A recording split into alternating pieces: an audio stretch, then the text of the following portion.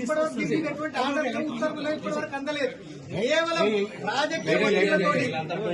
రాజకీయ ఒత్తిళ్లతో నిన్న సజావుగా జరుగుతున్న ఎన్నిక 14 మంది టీఆర్ఎస్ పార్టీకి సంబంధించిన వాళ్ళు ఇండిపెండెంట్, తర్వాత ఒక బీజేపీ వీళ్ళు అటెండ్ అయ్యారు. తర్వాత 10 మంది కాంగ్రెస్ ఒక బీజేపీకి సంబంధించిన వాళ్ళు అందరూ అటెండ్ అయ్యారు. 24 మంది నేను అటెండ్ అయితే కూడా నిన్ననే జరపాలి.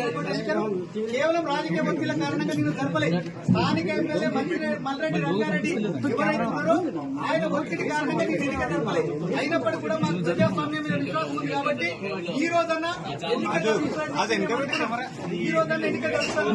అనుకున్నప్పటికీ ఈ రోజు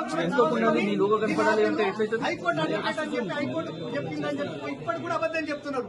కాబట్టి ఇదంతా కూడా కేవలం అధికార పార్టీ అడుగులకు మడుగులు వచ్చడానికి స్థానిక ఎమ్మెల్యే ఇవాళ నిజంగా కూడా కొంచెమన్నా అదంపియాలి. ప్రజా తీర్పు 13 మంది టీఆర్ఎస్ వాళ్ళకి ఇచ్చిండ్రు, కేవలం 8 మంది